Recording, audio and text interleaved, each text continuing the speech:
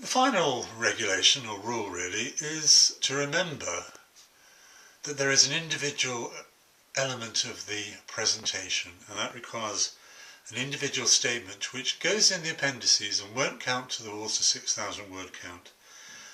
And it should include a personal reflection upon your skill sets, which you've already done in assignment 2, but there again this is going to be five months later, so you have more ability to be more self-aware, self-critical, and reflect upon the process of the planning, what you may or may not have learnt, or what you may have done, or what you may have do in a different manner in the future.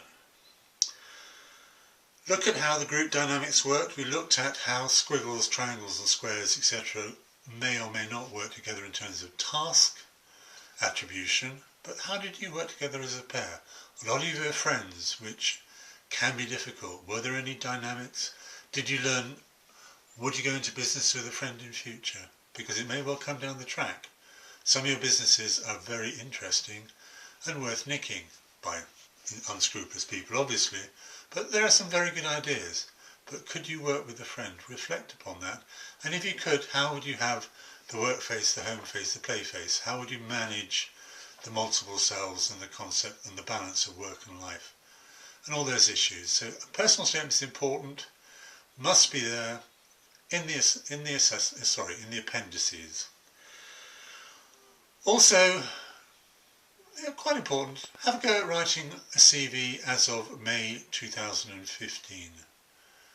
Most of you are going to be looking for jobs, most of you are looking for jobs, but there are occasions where doing a CV for each and every job you apply for is important because it needs to focus the needs, or rather focus your skill sets and aptitudes towards the business you're looking at. So have a go at that.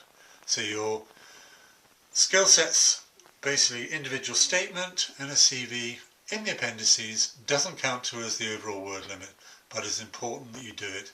Important for the business plan and more importantly, important for you.